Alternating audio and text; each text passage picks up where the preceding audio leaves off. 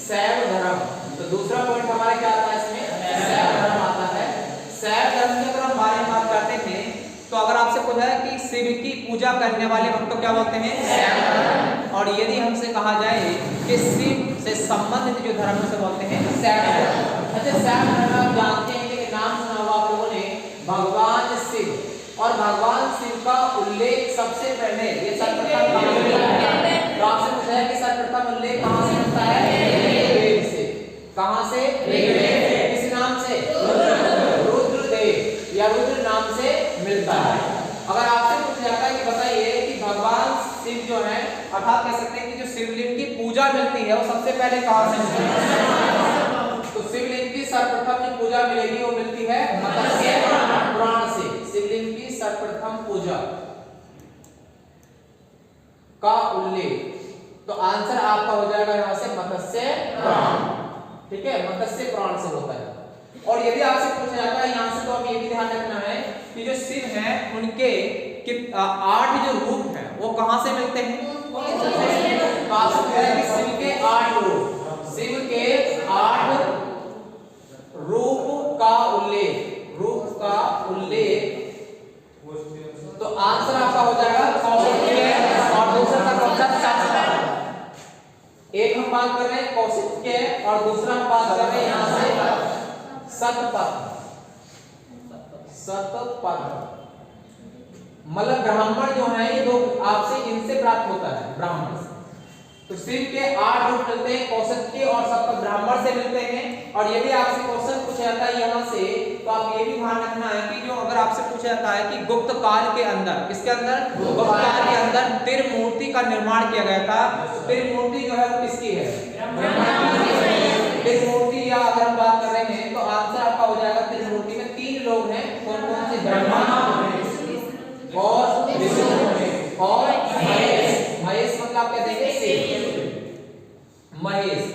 अर्थात हमसे कहा जाए कि गुप्त काल में त्रिमूर्ति का निर्माण किया गया, उसमें किसकी मूर्ति है, वो ब्रह्मा, विष्णु और महेश की है। अगर क्वेश्चन में आपसे पूछा जाता है कि इस भगवान शिव की पत्नी पार्वती का उल्लेख कहां से मिलता है, तो पार्वती का अगर हम बात कर रहे हैं कि उल्लेख जो है वो कहां से मिलता है, आंसर आपका हो जाएगा यहां से तैतरीय से। किससे, तैतरीय आर्णिक से मिलता है, तैतरीय आर्णिक से इसका उल्लेख मिलता है।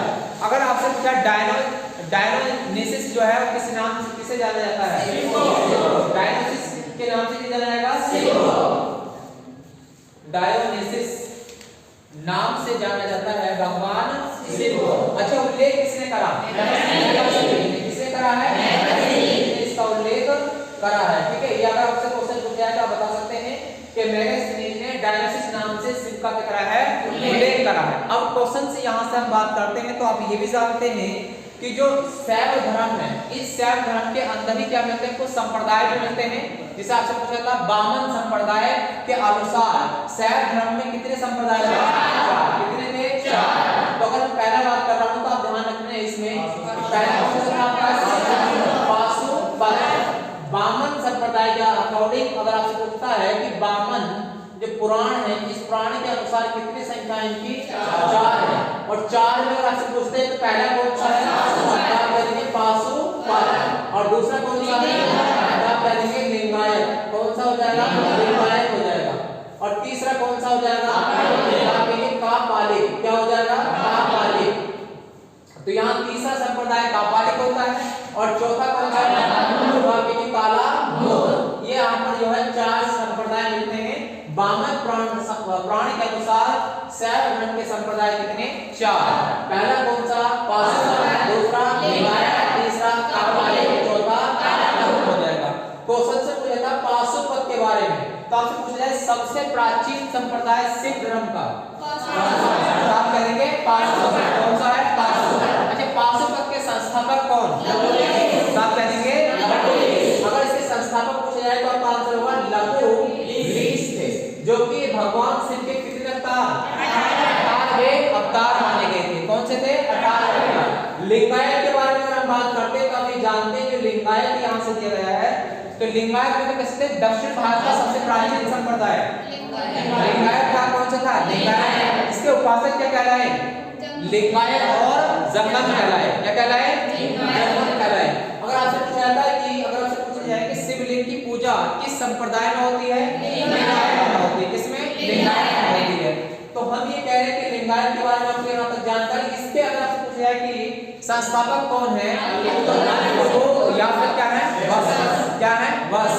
अल्प्रभु या फिर वत्स इसके संस्थापक माने गए हैं। अल्प्रभु वे आप नाम ढूंढेंगे यहाँ से वत्स। क्या नाम है? वत्स। ये दो नाम यहाँ से मिलते हैं। पूछते हैं कापालिक के बारे में। तो कापालिक आप जानते हैं कि कापालिक से संबंधित है किससे है? अच्छा, हम कह सकते हैं कि कापालिक है, इसके संस्थापक कौन है? इष्टदेव। किसके अवतार? इष्टदेव भैरव बोलते हैं। तो इष्टदेव जो भैरव है, इष्टदेव भैरव ये जो है अवतार है भगवान शिव के। इसके भगवान शिव के अवतार माने जाते हैं। कापालिक के बारे में आप यहाँ तक ये जानकारी रखेंगे। काला मुख की अगर हम बात करते हैं तो काला मुख जो है हम कह सकते हैं कि काला मुख का मतलब ये होता है कि इस संप्रदाय के जो लोग थे वो लोग क्या करते थे? मानव की खोपड़ी में रखकर भोजन खाते थे। तो मानव की खोपड़ी में भोजन रख के कौन खाते हैं? काला मुख संप्रदाय के लोग। मनुष्य का मांस कौन खाते हैं? काला मुख संप्रदाय के लोग। आपसे पूछा है शमशान की भस्म कौन लगाते हैं? काला मुख संप्रदाय के लोग। इसीलिए इनके जो उपासक थे उन उपासक का नाम क्या है? महाभद्रधर। क्या कहा गया? महाभद्रधर के नाम से जाना जाता है। ठीक है, तो यहाँ तक था आपको कौन सा? शैव धर्म। तो शैव धर्म के बारे में आपको यहाँ तक बेहतर तरीके से